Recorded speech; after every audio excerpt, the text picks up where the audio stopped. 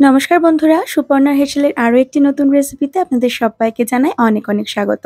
আজকে আমি আপনাদের সঙ্গে কাতলা মাছের একটা দুর্দান্ত স্বাদের রেসিপি শেয়ার করব। মাত্র 4 পিস কাতলা মাছ দিয়েও কিন্তু পুরো পরিবারের জন্য একটা দারুণ স্বাদের রেসিপি বানিয়ে নেওয়া যেতে পারে। তবে এটা শুধু কাতলা মাছ নয়, রুই মাছ দিয়েও কিন্তু আপনারা বানাতে পারবেন।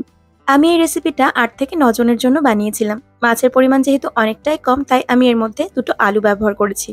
যারা আমাদের মতো আলু খেতে পছন্দ করেন তারা অবশ্যই এই রেসিপিটাতে আলু অ্যাড করবেন, আর যদি আলু খেতে পছন্দ না করেন তাহলে আলুটাকে স্কিপ করতে পারেন। শুধু মাছ দিয়েও কিন্তু এই রেসিপিটা দুর্দান্ত হয় খেতে। দেখুন, আমি দুটো মাঝারি সাইজের আলু খুব ভালোভাবে সেদ্ধ করে নিয়েছি খোসা সহ, আর তারপর এর খোসাটাকে ছাড়িয়ে নিচ্ছি। আমি আলাদাভাবেই আলুটাকে সেদ্ধ করেছি, তবে আপনারা চাইলে কিন্তু আলু ভাতের মধ্যে দিয়েও সেদ্ধ করে নিতে পারেন। এই আলুটাকে আমি গ্রেট করে নেব। আপনারা চাইলে হাতের সাহায্যে খুব ভালো করে মেখে নিতে পারেন বা পটেটো ম্যাশারেরও ইউজ করতে পারেন। আলুটাকে গ্রেট করে নেওয়ার আমার একটাই উদ্দেশ্য, যে এই আলুর মধ্যে যেন কোনো বড় দানা না থাকে। দেখুন, আলু দুটোকে আমার প্রায় গ্রেট করে নেওয়া হয়ে গেছে, আর এই আলুটা একটু শক্ত, আলুর এই পাশটা একটু সবুজ ছিল, তো সেই কারণে এটাকে আমি ফেলে দেব। এবার কাতলা মাছটাকে আমি একটু অল্প জলে সেদ্ধ করে নেব। দেখুন, জল কিন্তু খুবই অল্প ব্যবহার করেছি, আর তার মধ্যে দিয়ে দিয়েছি সামান্য একটু লবণ। এর মধ্যে মাছের টুকরোগুলোকে আমি দিয়ে দিচ্ছি, আর গ্যাসের ফ্লেমটাকে একদম লোতে রেখেই মাছটাকে একটু সেদ্ধ করে নেব। প্রথমে অবশ্য গ্যাসের ফ্লেমটাকে একটু বাড়িয়ে দেব, জলটা ফুটে উঠলে তারপর গ্যাসের ফ্লেমটাকে কমিয়ে দেব। মাছটাকে সেদ্ধ করে নিতে হবে যাতে কাঁটাটা খুব সহজে বেছে ফেলা যায়, সেজন্য। তো আমি ঢাকা দিয়ে দিচ্ছি, আর ঢাকা দিয়ে একদম লো ফ্লেমে মিনিট 3 মতন একটু কুক করে নেব। 3 মিনিট পর ঢাকনাটাকে খুলে নিয়ে মাছগুলোকে উল্টে দেব, আর এভাবে ঢাকনা আলগা রেখে আরো মিনিট খানেক একটু ফুটিয়ে নিলে কিন্তু মাছটা থেকে সহজেই কাঁটাটা বেছে নেওয়া যাবে। মাছ বেশ কিছুদিন ফ্রিজে থাকলে মাছের স্বাদ অনেকটাই নষ্ট হয়ে যায়। তখন কিন্তু সেই মাছ দিয়ে এরকম একটা রেসিপি বানিয়ে ফেলতে পারেন, দারুণ লাগে খেতে। আমি আজকে যদিও পেটির মাছ নিয়েছি, আপনারা চাইলে দাগার পিসও ব্যবহার করতে পারেন। দেখুন, মাছটা খুব ভালো করে সেদ্ধ করে নেওয়া হয়ে গেছে। এবার আমি মাছটাকে তুলে নিচ্ছি। আর মাছটা সেদ্ধ করা জল কিন্তু অনেক বেশি অবশিষ্ট নেই। মাছ বেশি জলে সেদ্ধ করলে মাছের স্বাদ গন্ধ অনেকটাই জলের সাথে বেরিয়ে যায়। মাছটাকে আমি একটা প্লেটে নিয়ে ঠান্ডা করে নিয়েছি। এবার এটাকে বেছে নেব। প্রথমেই মাছের স্কিনটাকে আমি ফেলে দেব। অনেকেই আছেন যারা মাছের স্কিনটা খেতে পছন্দ করেন, তবে আমি যতটুকু জানি যে এটা খাওয়া খুব একটা স্বাস্থ্যের পক্ষে ভালো নয়। তো প্রথমে দেখুন, আমি সমস্ত মাছের পিসগুলো থেকে স্কিনটাকে তুলে বাদ দিয়ে দিচ্ছি, আর এরপরে আমি মাছটাকে খুব ভালো করে বেছে নেব। যেহেতু পেটির মাছ, বড় বড় কাটা বাছতে খুব একটা অসুবিধা হবে না।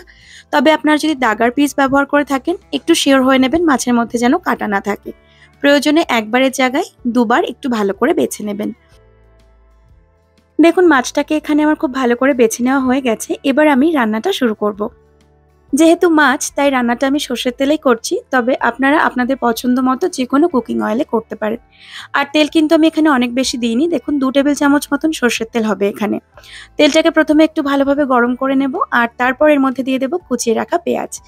আমি এখানে ছোট বড় মিলিয়ে 4টে পেঁয়াজ কুচিয়ে রেখেছি, আর আমি এটা চপারের সাহায্যে একদম মিহি কুচি করে নিয়েছি।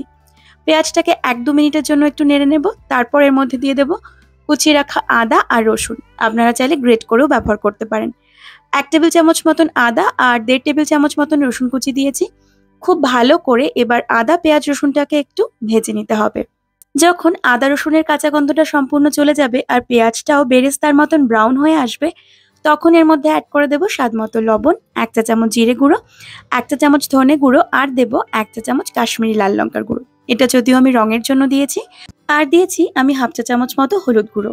আপনারা ঝাল বেশি খেতে পছন্দ করলে অবশ্যই এখানে শুকনো লঙ্কার গুঁড়ো ব্যবহার করতে পারেন। এবার মশলাগুলোকে খুব ভালো করে নেড়ে নেব আর একটু কষিয়ে নেব। আমি এই রান্নাটাতে পরে কাঁচা লঙ্কা কুচি ব্যবহার করব, আর সে কারণেই শুকনো লঙ্কার গুঁড়োটা ব্যবহার করলাম না। দেখুন, মশলাটা খুব ভালো করে কষানো হয়ে গেছে। এবার আমি আগে থেকে বেছে রাখা মাছটাকে এর মধ্যে অ্যাড করে দিলাম। যেহেতু আমি কাতলা মাছের পেটি ব্যবহার করেছি আর মাছটা বেশ বড় ছিল, তাই এই মাছের পেটি থেকে কিন্তু বেশ খানিকটা তেল ছাড়বে। সেজন্য এই রান্নাটাতে তেল আমি একদমই কম ব্যবহার করেছি।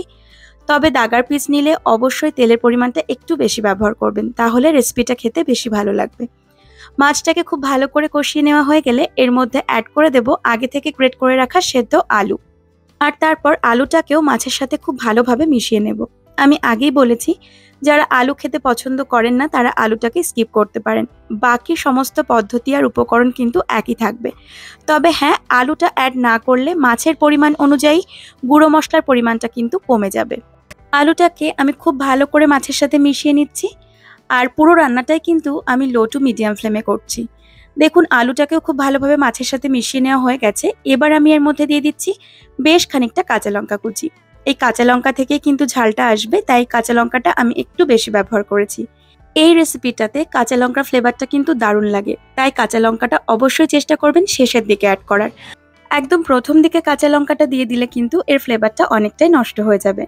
কাঁচা লঙ্কা কুচিটাকে খুব ভালোভাবে মিশিয়ে নিয়ে মিনিট খানেক একটু নেড়ে নেওয়ার পর আমি এর মধ্যে অ্যাড করে দেবো একটা ভাজা মশলা। এই ভাজা মশলাটার মধ্যে আমি দিয়েছি ১ চামচ জিরে, ১ চামচ ধনে, একটা শুকনো লঙ্কা আর একটু গোটা গরম মশলা। গোটা গরম মশলার মধ্যে আছে একটুখানি দারচিনি, ৩টে এলাচ আর ২টো লবঙ্গ।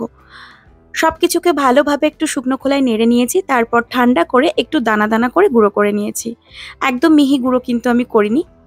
আর সেখান থেকেই ২ চা চামচ মতন এখানে ব্যবহার করেছি। আপনারা চাইলে শুধু গরম মসলাও এখানে অ্যাড করতে পারেন। আর এই মসলাটা কিন্তু অন্যান্য আরো অনেক রান্নায় ব্যবহার করা যায়। তাই চাইলে একবারে একটু বেশিও বানিয়ে রাখতে পারেন। সব শেষে আমি এর মধ্যে অ্যাড করে দিয়েছি বেশ খানিকটা ধনেপাতা কুচি আর তারপর আবারও একবার মিক্স করে নিচ্ছি। আপনারা ধনেপাতা কুচির ফ্লেভার পছন্দ না করলে স্কিপ করতে পারেন। খুব ভালোভাবে আরও একবার মিক্স করে নেব, তারপর গরম গরম ভাতের সাথে এটাকে পরিবেশন করব। সাথে দেব এক টুকরো কাঁচা পেঁয়াজ। গরম গরম ভাতের সাথে এই রেসিপিটা কিন্তু ফাটাফাটি লাগে। অবশ্যই এইভাবে একবার বানিয়ে দেখবেন। আমার আজকের রেসিপি আপনাদের কেমন লাগলো সেটা জানাতে ভুলবেন না। আর ভালো লাগলে অবশ্যই একটা লাইক করে দেবেন। আমি আবার হাজির হয়ে যাব কাল নতুন কোনো রেসিপি নিয়ে। ধন্যবাদ।